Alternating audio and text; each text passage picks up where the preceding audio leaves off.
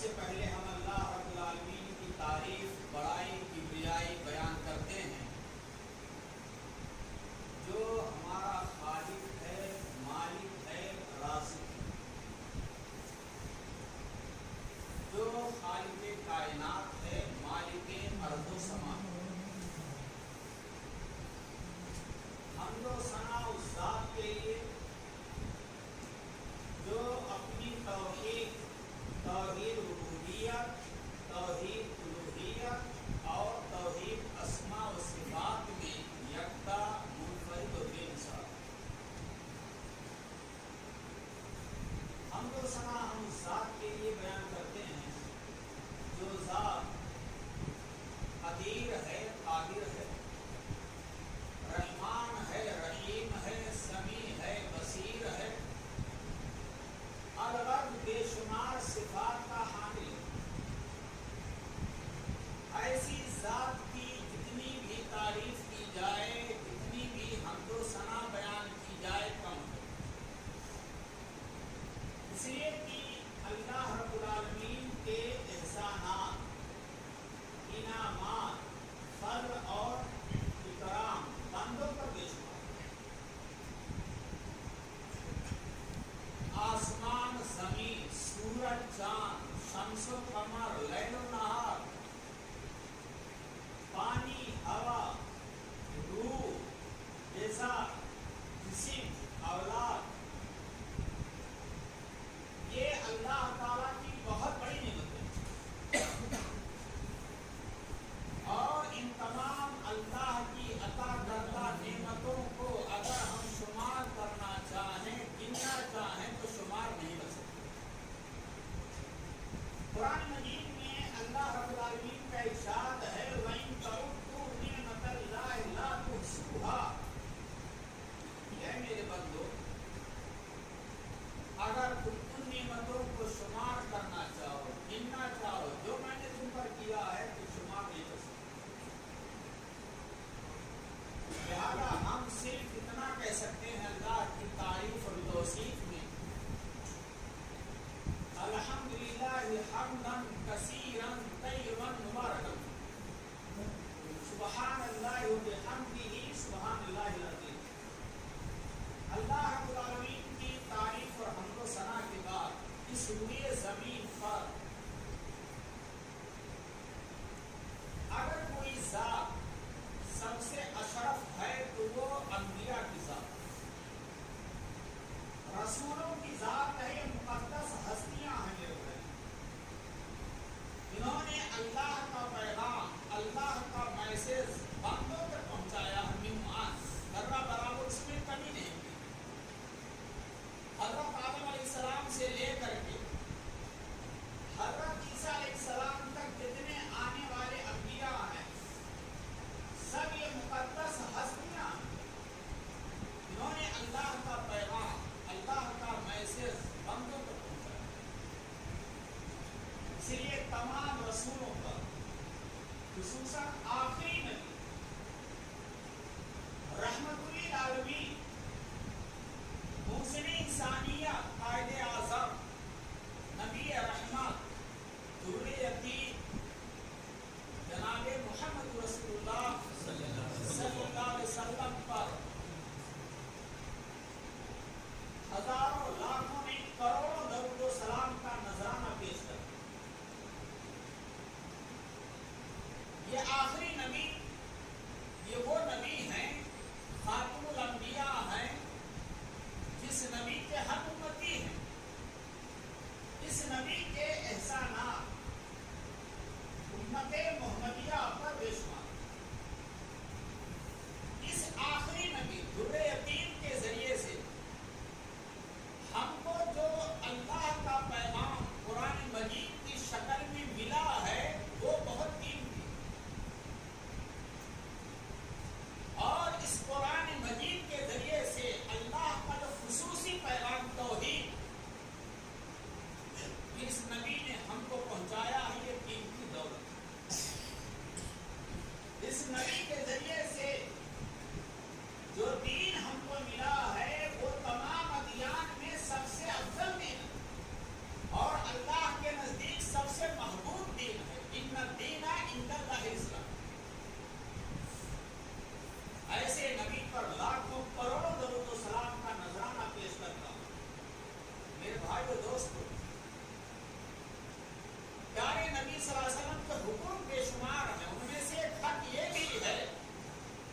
جب بھی پیارے نبی صلی اللہ علیہ وسلم کا نام آئے ہماری زبان پر صلی اللہ علیہ وسلم ضرور نکلنا چاہیے، آنا چاہیے۔ اللہ کے رسول صلی اللہ علیہ وسلم کی حدیث ہے من صلی علیہ واحدۃ صلی اللہ علیہ عشرہ، جو مسلمان میرا نام آنے پر مجھ پر ایک بار درود و سلام بھیجے گا بدلے میں اللہ تعالیٰ 10 رحمتیں نازل فرمائے۔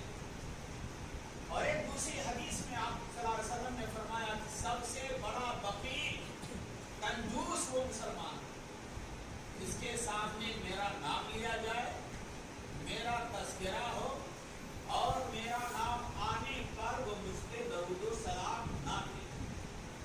اس لیے ہمارے لیے اور آپ کے لیے ضروری ہے پیارے نبی صلی اللہ علیہ وسلم کا جب بھی نام آئے ہاں ہماری زبان کھل جانی چاہیے اور درود و سلام صلی اللہ علیہ وسلم ضرور نکلنا چاہیے۔ اللہ توفیق دے۔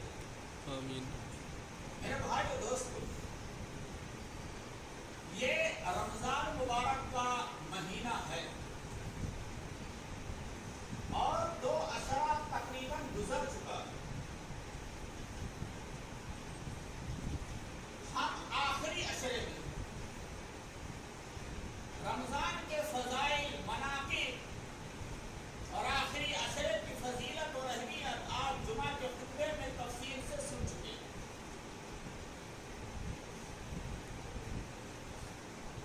آج یہ جو پروگرام رکھا گیا ہے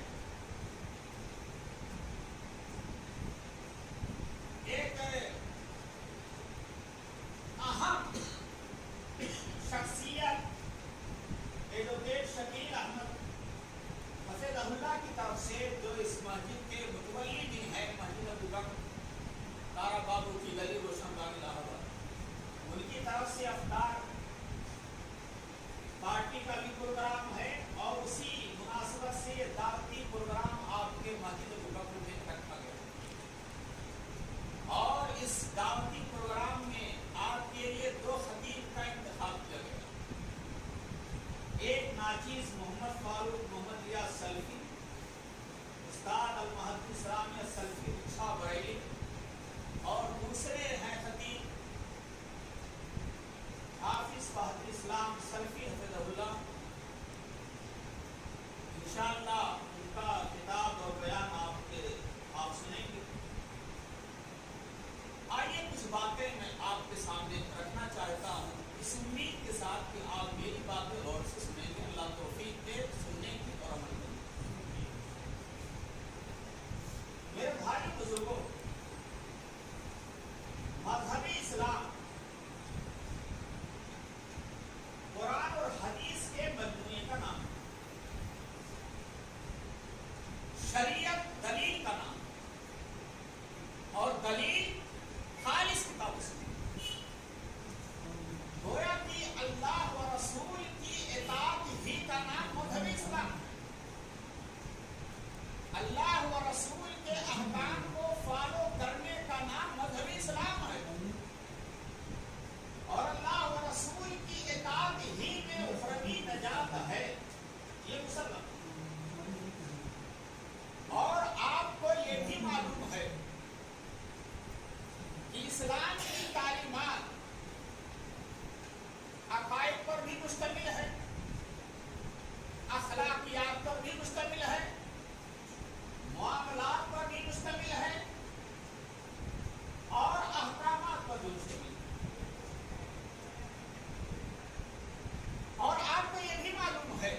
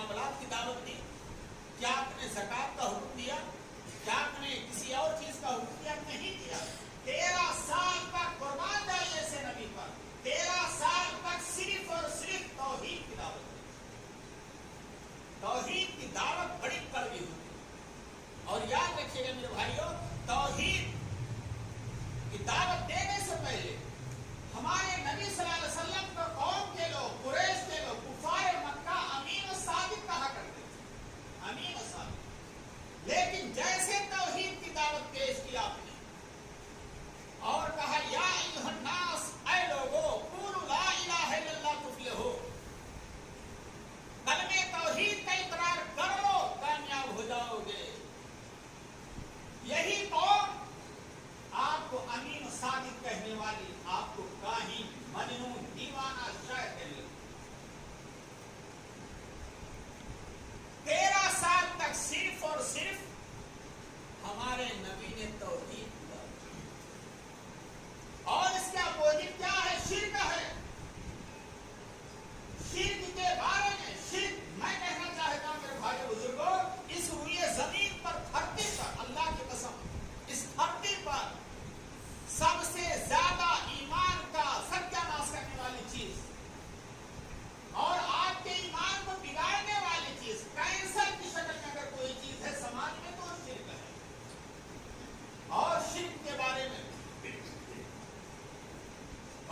कुरान मजीद ने वाज़ेह कर दिया है, इन्नल्लाह ला यग़फ़िरु अन युश्रका बिही व यग़फ़िरु मा दूना ज़ालिका लिमन यशा।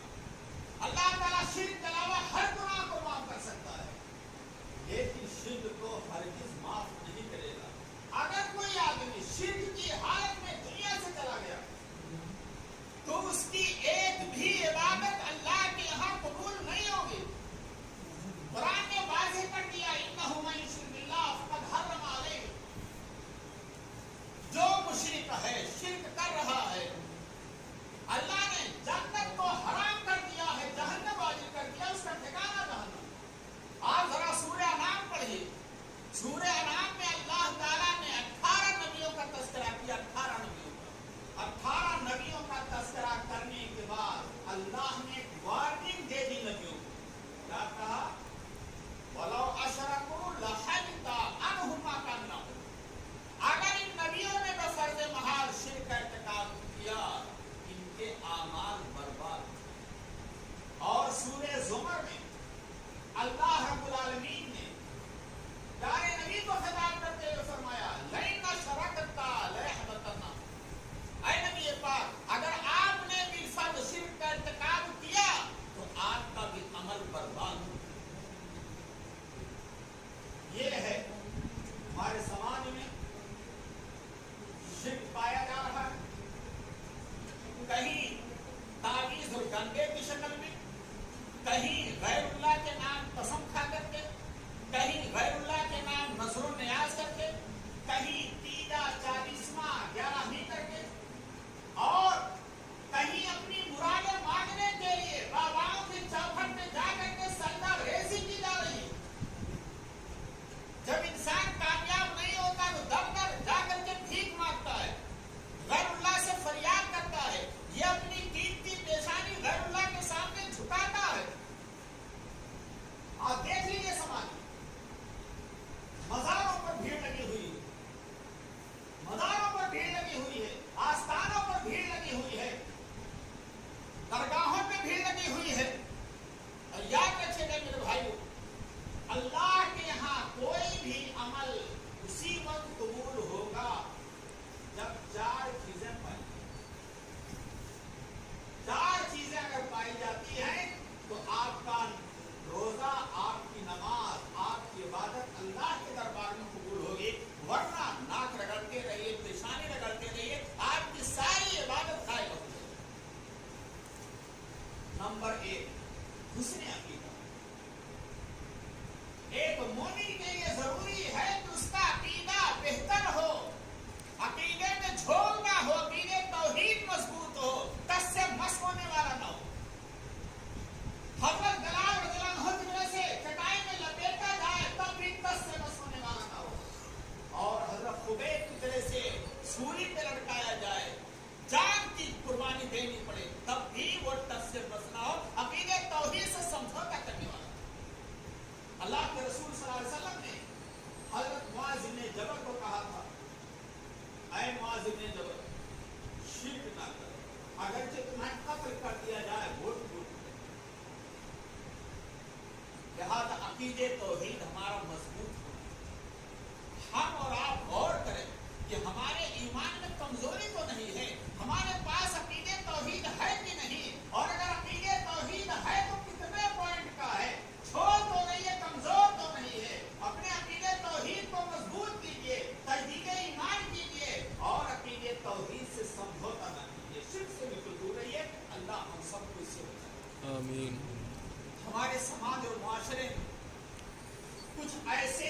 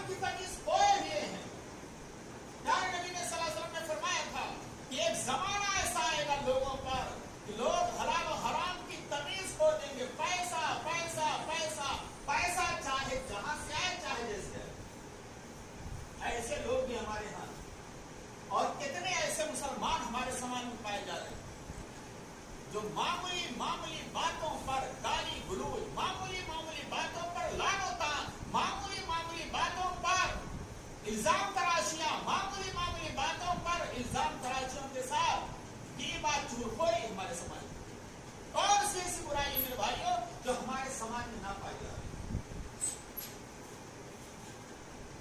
آئیے ہم دیکھتے ہیں کہ وہ کون لوگ ہیں جن پر اللہ کے رسول نے اور اللہ نے لعنت بھیجی ہے۔ صحیح مسلم کی ایک حدیث آپ کے سامنے رکھا ہوں، اللہ کے رسول صلی اللہ علیہ وسلم نے ارشاد فرمایا۔ آئیے سب سے پہلے یہ سمجھیں کہ لعنت کسے کہتے ہیں۔ لعنت کے معنی ہوتے ہیں دھتکار دینا، پھٹکار دینا، بھگا دینا، ناراض ہو کر کے، جیسے کوئی اپنے گھر سے بیٹے سے ناراض ہو کر بیٹے کو بھگا دیتا ہے، بھاگنا گھر سے، یا مالک اپنے نوکر کو بھگا دیتا ہے کام نہ کرنے کو۔ دھتکار دینا، بھگا دینا، پھٹکارنا، اس کے معنی یہ لعنت کا معنی۔ اور جب کہا جائے کہ اللہ کی لعنت ہو شخص پر، تو اس کا مطلب یہ ہوتا ہے کہ اللہ کی رحمت سے وہ دور ہو جائے۔ اللہ نظر کرم نہیں کرے گا، نہ دنیا میں اور نہ آخرت میں نظر کرم کرے گا، معاف نہیں کرے گا، سیدھے جہنم میں ڈالے گا۔ یہ ہے لعنت۔ اور جب کہا جائے کہ یہ شخص ملعون ہے، اس پر اللہ کی لعنت ہے، جس کا مطلب یہ ہوا کہ قرآن و حدیث کی روشنی میں یہ شخص قابل ملامت ہے، اللہ کی نظر میں، رسول کی نظر میں، اور اس کی دنیا آخرت دونوں برباد۔ اللہ کے رسول صلی اللہ علیہ وسلم نے ارشاد فرمایا، لعن اللہ من لعن والدین۔ پہلا کیا ہے؟ والدین کے کو لعنت، لعن و طعن کرنے والی اولاد پر بھی اللہ کی لعنت ہو۔ کیا کہا؟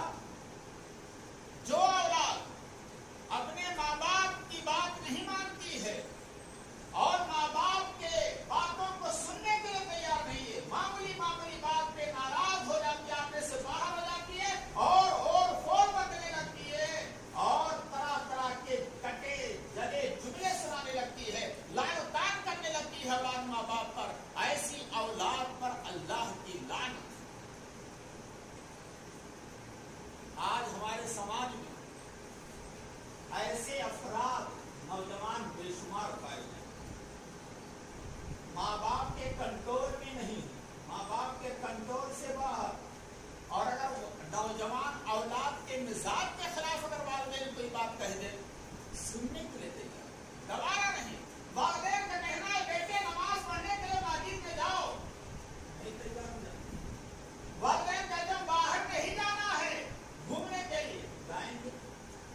والدین کی بات ماننے کے لیے تیار نہیں۔ اور حدیث میں قرآن حدیث میں آتا ہے، قرآن میں بھی آیا ہے، والدین کا بہت اونچا مقام۔ یہ والدین اللہ کی قسم، والدین یہ دین کی سایہ، اور حدیث میں آتا ہے کہ والد کیا ہے؟ یہ جنت کا دروازہ ہے، اور والدہ جنت ہے، اور گھر کے اندر جنت میں بغیر دروازہ کے داخل نہیں ہو سکتے۔ جنت کے دروازوں میں سے قیمتی دروازہ والد ہے۔ اور والدہ کا کیا کہنا؟ آپ ان حضرات سے پوچھیے جن کے والدین دنیا سے جا چکے ہیں یا جن کی والدہ دنیا سے جا چکی ہیں۔ ایک صحابی رسول اللہ کے رسول صلی اللہ علیہ وسلم کے پاس آتے ہیں اور عرض کرتے ہیں کہ اللہ کے رسول، من حق بحسن صحابہ، میرے حسن سلوک کا سب سے زیادہ مستحق کون ہے؟ آپ صلی اللہ علیہ وسلم نے فرمایا امو کا، تمہاری ماں۔ کہا اس کے بعد، کہا امو کا تمہاری ماں، کہا اس کے بعد، کہا امو کا تمہاری ماں، کہا اس کے بعد، کہا ابو کا تمہارے باپ۔ باپ کے مقابل میں ماں کا 3 گنا حق بڑھا ہوا۔ اور علماء مفسرین نے لکھا ہے کہ 3 حق ماں کا بڑھا ہوا ہے باپ کے مقابل میں۔ اس کی وجہ کیا ہے؟ 9 مہینے تک ماں نے ہم کو اور آپ کو پیٹ میں قربان دے 9 مہینے تک رکھا، مدتیں ہوئی، اٹھنا مشکل، بیٹھنا مشکل، چلنا مشکل، لیٹنا مشکل۔ 9 مہینے تک ماں نے کیسے اس بوجھ کو برداشت کیا ہوگا؟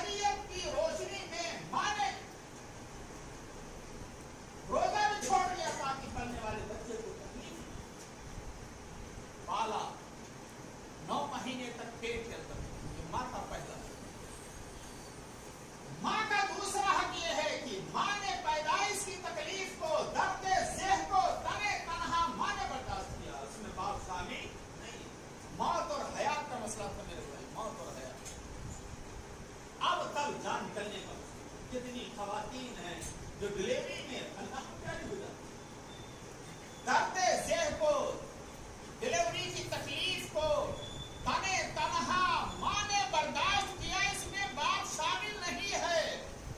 یہ ماں کا دوسرا حق، ماں کا تیسرا حق. مدت رضا 2 سال، 2 سال.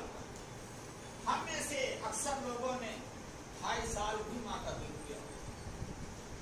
2 سال 2.5 سال تک ماں نے اپنا خون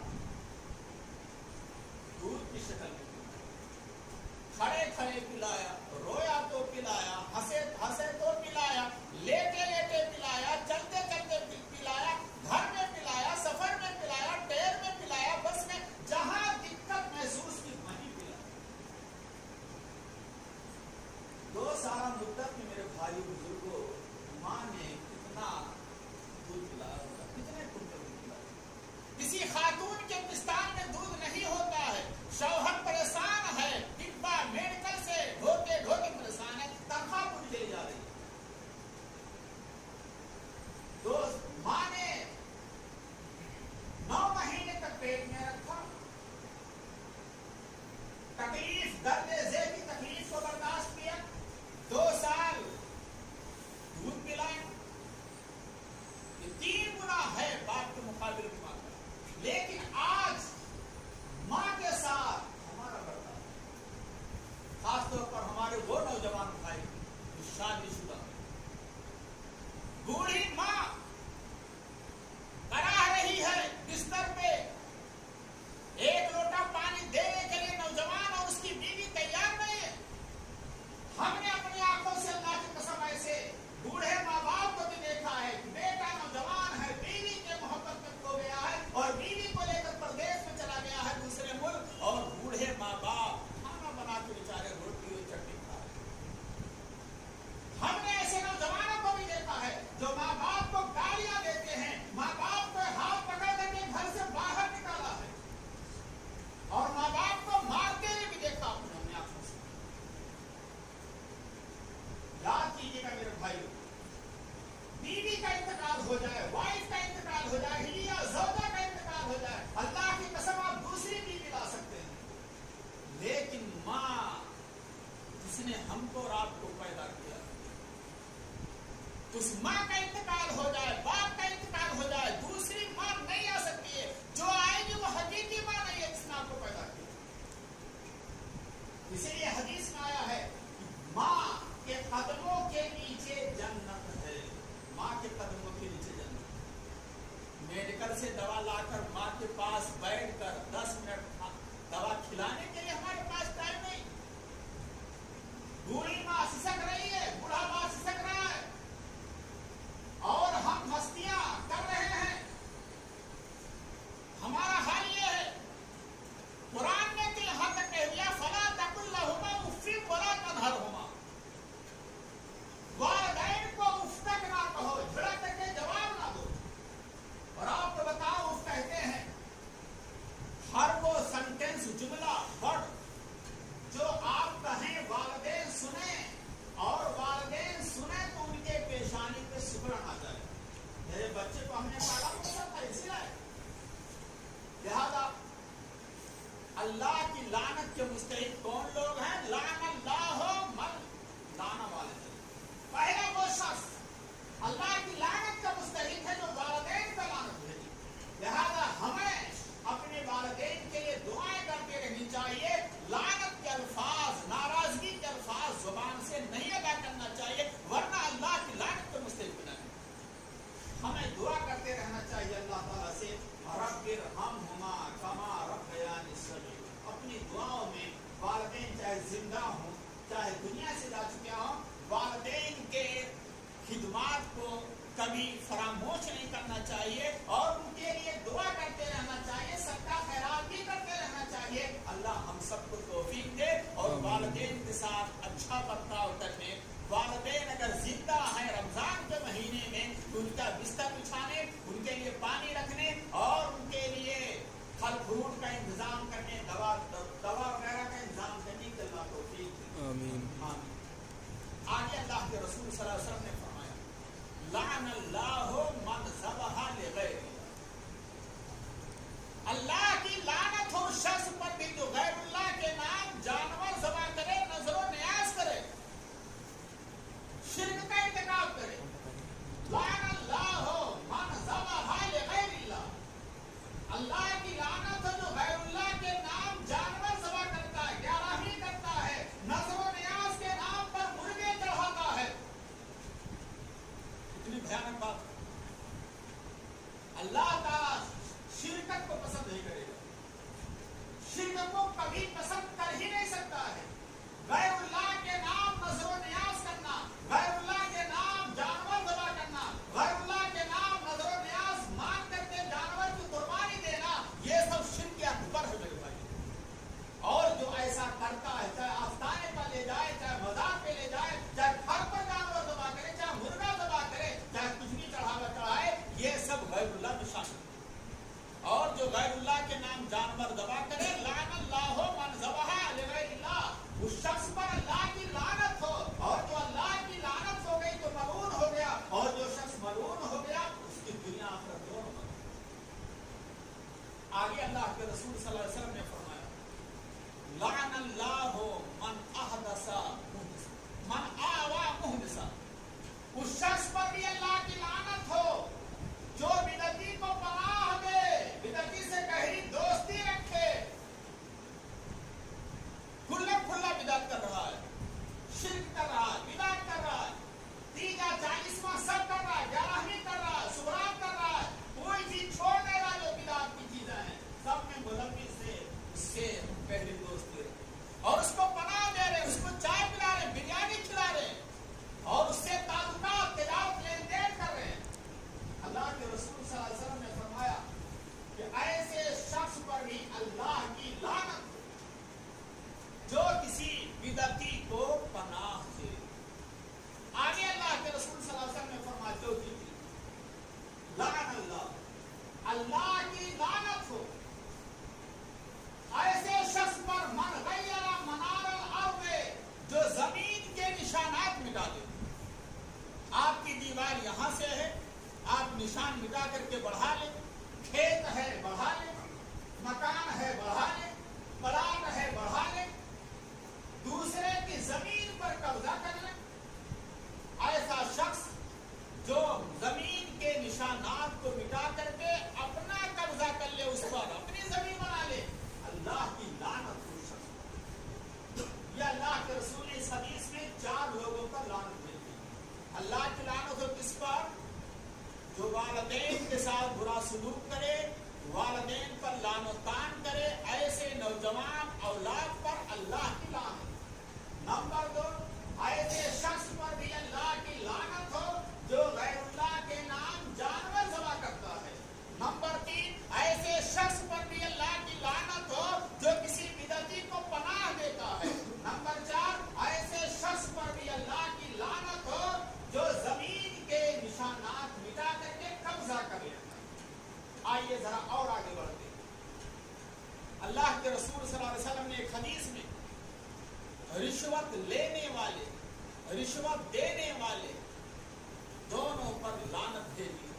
حدیث کے الفاظ ہیں، لعن اللہ الراشی والمرتشی. اور بعض روایت میں ہے کلاہما فی النار، رشوت لینے والا، رشوت دینے والا، دونوں کیا ہیں؟ جہنمی ہیں اور دونوں پر اللہ کی لعنت ہو. ہاں، اس میں علماء نے اتنا مستثنا کیا ہے کہ اگر آپ کی کوئی جائیداد ہڑپ کر رہا ہے اور اپنا حق لینے کے لیے، اپنی پراپرٹی اور جائیداد کو اپنے قبضے میں لینے کے لیے اگر کسی وکیل کو، کسی آفیسر کو اگر رشوت دینی پڑ رہی ہے تو یہ جائز. لیکن جائیداد دوسرے کی ہے اور اس کو ہڑپ کرنے کے لیے آپ رشوت دیں، رشوت دینے والے پر اور رشوت لینے والے پر اللہ کے رسول نے لعنت دے دی ہے اور کہا کہ اللہ کی لعنت. ایسے ایک حدیث میں، صحیح مسلم کی حدیث ہے، اللہ کے رسول صلی اللہ علیہ وسلم نے سودی کاروبار کرنے والے، سود لینے والے، دینے والے، بینکوں سے سودی لین دین کرنے والے، لون لینے والے، دینے والے پر لعنت دے. آئیے حدیث کے الفاظ دیکھیں. لعن اللہ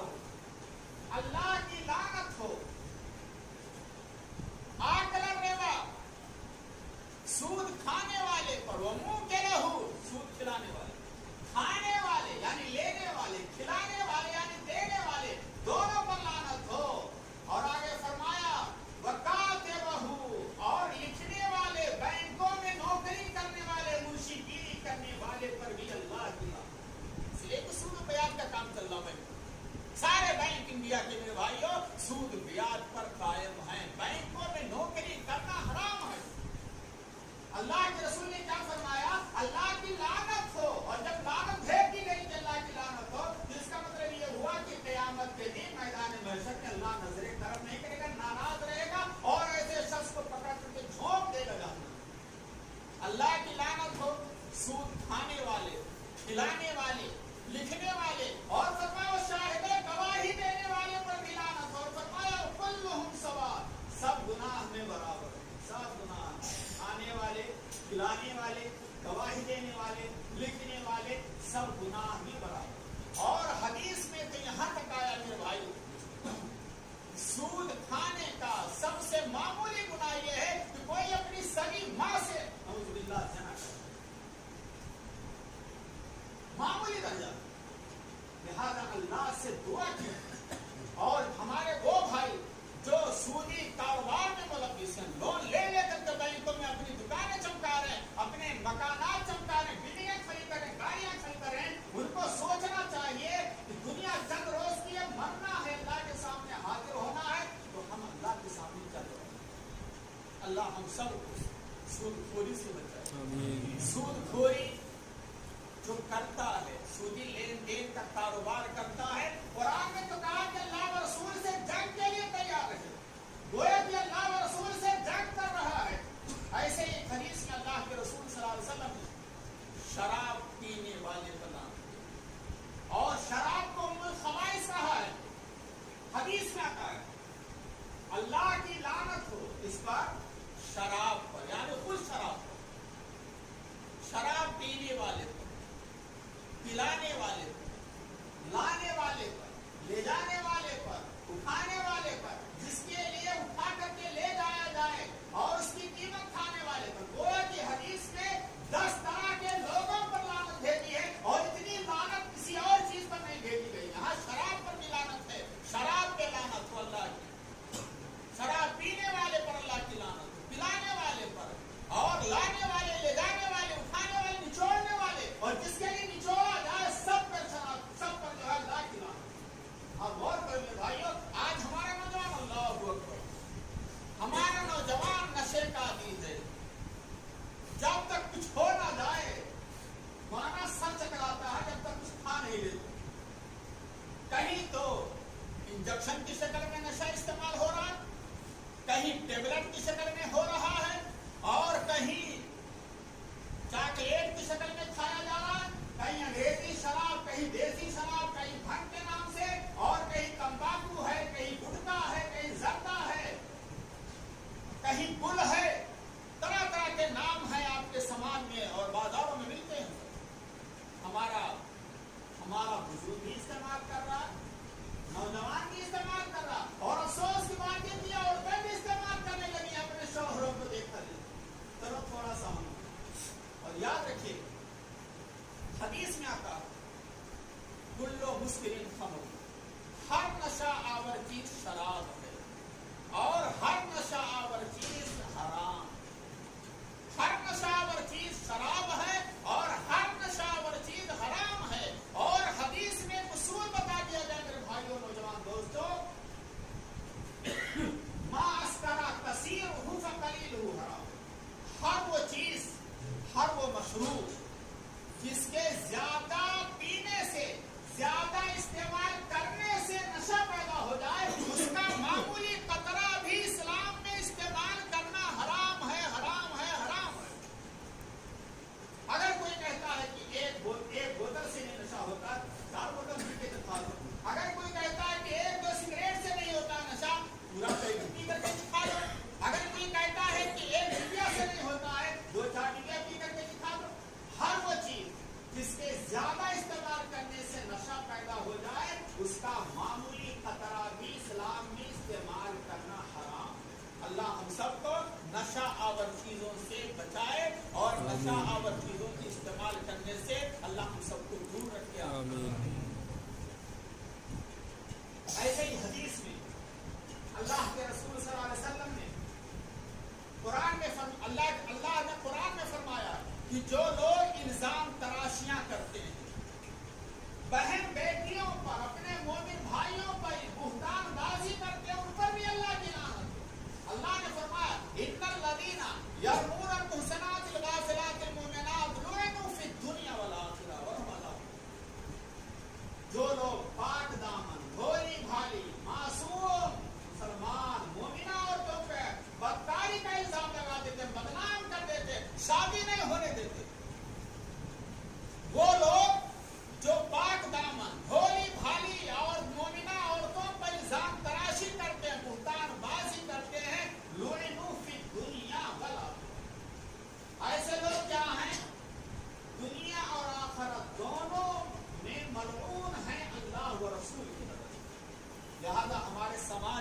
بھائی بہت پائے جاتے شادی میں رکاوٹ ڈال دیتے. کسی کی بیٹی بہت اچھی ہے, بہن بہت اچھی ہے, شادی نہیں ہوئی ان سے, الزام تراشیاں شروع, بدکاری کا الزام, زناکاری کا الزام اور دیگر الزام تراشیاں شروع کر دی جاتی ہیں. یہ ہمارے سماج کا حال ہے اور اس کے ناطے توڑوا دیے جاتے ہیں, شادیاں نہیں ہوتی. اور میرے بھائیوں, عزت بڑھانے سے بنتی ہے, عزت بگاڑنے میں ٹائم نہیں لگتا ہے.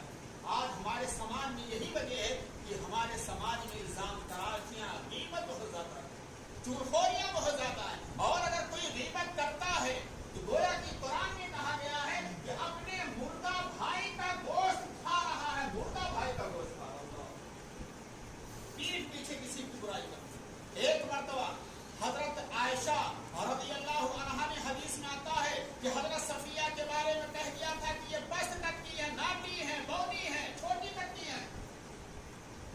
حضرت صفیہ موجود نہیں اور یہ بیماری تھی ان کے اندر پرائی. اللہ کے رسول صلی اللہ علیہ وسلم نے سنا, دایا عائشہ, اے میری بیوی, تم نے یہ بات بڑی معمولی نہیں کہی, بڑی اہم کہی ہے حضرت صفیہ کے بارے میں. اللہ کی قسم, اگر تمہارے سینٹینس کو, جملے کو سمندر میں ڈال دیا جائے تو سمندر کا پانی کھارا ہو جائے. بڑی کڑوی بات ہے. آج ہم دوسروں کی عزتوں پر حملہ کرتے ہیں, بیٹھے بیٹھے چوراہوں پر, ہوٹلوں پر, گھروں میں, حتیٰ کی مسجدوں میں گپ شپ کرتے ہیں اور دوسروں کی عزت پر حملے کرتے ہیں, غیبت کرتے ہیں, چغلخوری کرتے ہیں. اللہ کے رسول صلی اللہ علیہ وسلم کی وہ حدیث یاد آتی ہے, پیارے نبی صلی اللہ علیہ وسلم نے فرمایا تھا کہ معراج کے موقع پر میں نے کچھ لوگوں کو دیکھا, کچھ ایسے لوگوں کو دیکھا تھا جن کے ناخن تانبے کے تھے, تانبے کے تھے, اور وہ اپنے ناخن, تانبے کے ناخن سے اپنے چہرے اور سینے کو نوچ رہے تھے. میں نے پوچھا, یہ کون لوگ ہیں؟ کہا یہ وہ لوگ ہیں جو دنیا میں دوسروں کی عزتوں پر حملہ کیا, بیٹھے بیٹھے فلاں ایسا ہے, فلاں ویسا ہے, دوسروں کی غیبت کیا کرتے تھے, چغلخوریاں کیا کرتے تھے. لہذا میرے بھائیوں, میں پیغام دینا چاہتا ہوں کہ اپنے سماج سے غیبت کو دور کرو, اپنے سماج سے الزام تراشی, بہتان بازی کو دور کرو. ایسے ہی اللہ کے رسول صلی اللہ علیہ وسلم نے ان لوگوں پر بھی لعنت کی جو زنانہ لباس استعمال کرتے. اللہ کے رسول نے فرمایا, لعن اللہ المتشبہین بالرجال, ان مردوں پر اللہ کی لعنت ہو جو زنانہ عورتوں کی طرح سے لباس استعمال کرتے ہیں, گفتار عورتوں والا, چال عورتوں والا, لمبے لمبے بال عورتوں کے, کپڑے بھی رنگ برنگے پہنتے ہیں, ہاتھوں میں کنگن ہیں, چوڑیاں ہیں, اور ہار ہے, لاکٹ ہے, اور کان میں بھی سوراخ ہے, بالیاں پہنتے ہیں. جا کے نوجوانوں کو دیکھیے, نوجوان بگڑ چکا ہے. نوجوانوں کے یہاں کوئی تہذیب نہیں, اسلامی تہذیب اپنانے کے لیے تیار نہیں, مگر کی تہذیب کا دلدادہ ہو چکا. اور ایسے ان عورتوں پر بھی لعنت جو مردانہ لباس, مردانہ لباس پہنتی ہیں, مردانہ گفتار, مردانہ چال, مردانہ کردار, مردانہ لباس سب ہوتا ہے. اب تو لڑکیاں بھی بولتی ہیں, یار تو کہاں جا رہا ہے, ان کے کپڑے دیکھیے, پینٹ شرٹ, آپ کو پہچاننا مشکل ہو جائے گا کہ یہ لڑکی ہے کہ لڑکا. یہ ہے ہمارا سماج. اور مسلم لڑکیوں کی بات کر رہا ہوں, تو ایسے لڑکوں پر اللہ, ایسے مردوں پر لعنت بھیجی گئی ہے جو زنانہ لباس اور طور طریقہ بناتے ہیں, اور ایسی عورتوں پر لعنت بھیجی گئی ہے جو مردانہ لباس اور طور طریقہ بناتے ہیں. ایسے ہی اللہ کے رسول صلی اللہ علیہ وسلم نے فرمایا, تو شخص پر بھی اللہ کی لعنت جو کافروں کا لباس, کافروں کی مشابہت کرتا ہے, کافروں کی طرح سے چہرہ, کافروں کی طرح سے ہولیا, کافروں کی طرح سے ہمارا کپڑا ہو, پینٹ شرٹ ٹائٹ رہے ایک دم سے. آپ دیکھ لیجیے, ٹخنے سے اوپر کوئی نوجوان کرنے کے لیے اپنا پینٹ ٹخنے سے اوپر کرنے کے لیے تیار ہی نہیں ہے. ہاں, نماز میں آئے گا, امام صاحب کہیں گے ٹخنے سے اوپر, تب موڑنا شروع کریں گے, اور جیسے نمازی سے نکلیں گے وہی رفتار بے ڈھنگی جو پہلے تھی پھر وہی نہیں. ٹخنے سے نیچے کا حصہ جہنم میں. اور حدیث میں آتا ہے जो टखने से नीचे लटकाता है तकब्बुर गुरूर की वजह से, उतना हिस्सा जहन्नम में जाएगा। और किब्र गुरूर करना मेरे भाइयों ये बहुत ही नुकसानदेह है। किब्र गुरूर करना बहुत नुकसानदेह है। हदीस में आता है कि क़यामत के दिन किब्र गुरूर करने वाले को चूंटी की शक्ल में कर दिया जाए।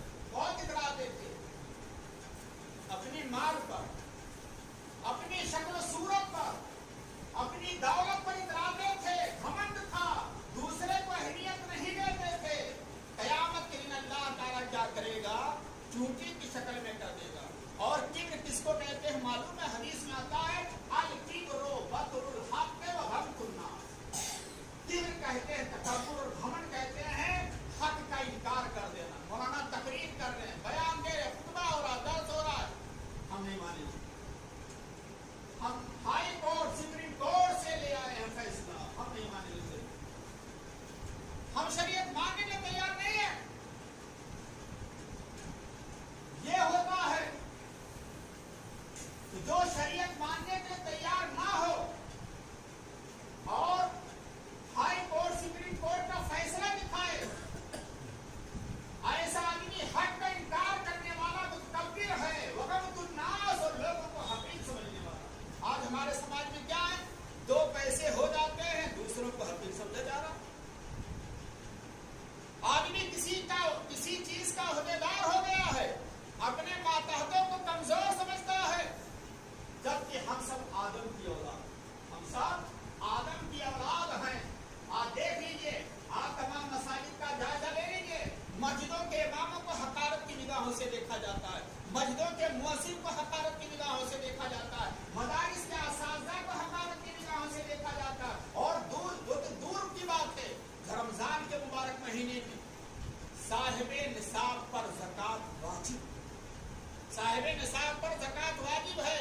जिनके पास माल है, अगर किसी के पास 7.5 तोला सोना है, 85 ग्राम 86 ग्राम सोना है, साल गुजर गया है, तो 2.5% के एतबार से ज़कात निकालना वाजिब है। और अगर किसी के पास 52.5 तोला चांदी है, यानी तकरीबन 600 ग्राम के करीब, और उस पर साल गुजर गया है, तो 2.5% के एतबार से ज़कात निकालना वाजिब। ऐसे किसी के पास पलाट के बेचने के लिए खरीदा है, और पलाट इतनी मालियत का है कि 52.5 तोला चांदी खरीद सकता है, तो उस पलाट पर भी साल गुजरने पर ज़कात वाजिब है। ऐसे ही आपके पास अगर बैंक में पैसा रखा हुआ है, या आपके घर में तिजोरी में अलमारी में रखा हुआ है, और वो माल इतना है, रुपया नकद कैश की शक्ल में 52.5 तोला चांदी खरीद सकते हैं, तो उस पर भी साल गुजरने के बाद 2.5% के एतबार से ज़कात। 10% में 2% मुसलमान हिंदुस्तान का ज़कात दे रहा है, 8% नहीं दे रहे।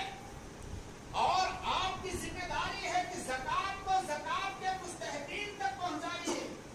यह अल्लाह का फज़ल है कि मदारिस के असातिज़ा, उलमा, कहीं कोई मदरसे में शेखुल हदीस है, कोई प्रिंसिपल है, कोई मुफ्ती है, जिसको आप रहबर समझते हैं, वो आपके पास आता है ज़कात की रकम लेने के लिए, ताकि मुस्तहिक लोगों तक पहुंचाया जाए। आप बताइए कि आपका बर्ताव चंदा लेने वाले उलमा के साथ क्या है? इसको करा जाए। आप ताउन वैसे करते हैं जैसे कोई फकीर आता है, आप 100-200 दे देते हैं और समझते हैं कि साल भर छुट्टी मिल गई हमको। याद रखिएगा, जो कौम अपने उलमा के वकार को ना समझे, जो कौम अपने आइम्मा और रहबर को अहमियत ना दे, मदारिस और मसाजिद को अहमियत ना दे, अल्लाह की कसम वो कौम कभी कामयाब नहीं हो सकती। ये भी तकब्बुर और गुरूर की एक पहचान है कि अपने मातहतों के साथ अच्छा बर्ताव न रखा जाए और हकारत की निगाहों से देखा जाए। मैं मिसाल देता हूँ कि अगर आपका दामाद, आपका सगा भाई, आपका बेटा अगर हाफिज़ कुरान हो और वो तरावी पढ़ाए, वो इमामत करे, वो अज़ान दे, तो बताइए आप मुतवल्ली रहेंगे या आप मदरसे के जिम्मेदार रहेंगे? और आपका दामाद, आपका बेटा अगर मदरसे, तो आप उसके साथ क्या बर्ताव? लिहाजा अल किब्रु बतरुल हक़ व गमतुन नास, तकब्बुर की पहचान ये है कि हक का इनकार करना और लोगों को कमजोर समझना, लोगों को हकारत की निगाहों से देखना।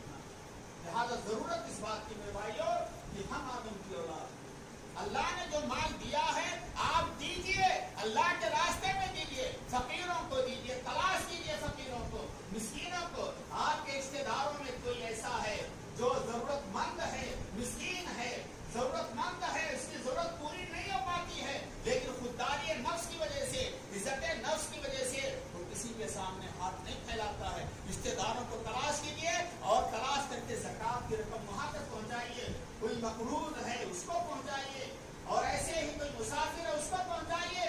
और खास तौर पर ये रमजान का आखिरी अशरा चल रहा मेरे भाइयों, मैं अपनी बात खत्म करना चाहता हूँ। आखिरी अशरा चल रहा, आप अपने मुआशरे में, महल्ले में, रिश्तेदारों में बेवा औरतों को तलाश, ईद आने से पहले उनको खुशी में लाइए, वरना ईद के दिन उनकी आंखों में अल्लाह की कसम अगर आंसू रहेंगे, अपने शौहर को याद कर लिया और आंख से आंसू गिर गया तो हम भी मुजरिम होंगे। बेवा औरतों की खबरगिरी कीजिए, उनको खुशी में शामिल कीजिए, ताकि वो अपने शौहर को याद करके आंखों से आंसू न गिराने पाए। और ऐसे यतीम बच्चे बच्चियों को तलाश कीजिए अपने समाज में, मोहल्ले में, रिश्तेदारों में, जिनके बाप दुनिया से जा चुके, नाबालिग हैं बच्चे बच्चियां, यतीम हैं, उनका साया जा चुका है, उनके पीठ पर शफकत फेरने वाला कोई नहीं है। आप यतीम को तलाश कीजिए। और दो हदीस पेश करके अपनी बात खत्म करता हूँ। अल्लाह के रसूल सल्लल्लाहु अलैहि वसल्लम ने फरमाया था, यतीम के ताल्लुक से सही बुखारी की हदीस है, अना व काफी यतीम फिल जन्नह, मैं और यतीम की किफायत करने वाला जन्नत में ऐसे रहेंगे जैसे दो मियां। नबी की रफाकत चाहते हो कि नबी के बगल में रहो, यतीमों को तलाश, यतीमों की किफायत करो, चाचा की हैसियत से भतीजे के जायदाद को हड़प ना करो, वरना क़यामत दिन आपको झेलना पड़ेगा। दूसरी हदीस है, मिस्कीनों की खबरगिरी करने वाला ऐसे होगा जैसे अल्लाह के रास्ते में जिहाद कर रहा है। मुजाहिद के बराबर मिस्कीनों की खबरगिरी करने वाला, बेवा की खबरगिरी करने वाले को भी सवाब मिलेगा, या एक उस शख्स की तरह सवाब होगा जो दिन भर रोजा रखता है, रात में क़याम करता है। आइए हम सब मिलकर के दुआ करें। बारिलाहा जो बातें आज के खिताब में दर्स में कही गई हैं, सबसे पहले कहने वाले को और उसके बाद सामीन को, बुजुर्गों को, नौजवान दोस्तों को, हमारे भाइयों को हत्तल इम्कान अमल करने की तौफीक दे। अल्लाह रब्बुल आलमीन रमजान का आखिरी अशरा है, इसमें ज्यादा ज्यादा सबका खैरात करने का अल्लाह फरमा। अल्लाह रब्बुल आलमीन लानत के जो मुस्तहिक लोग हैं, अगर उस लिस्ट में हम हैं तो अल्लाह उससे हमें निकाल दे, और अल्लाह लानत के जो मुस्तहिक आमाल हैं, उन आमाल से अल्लाह हम सबको बचाए।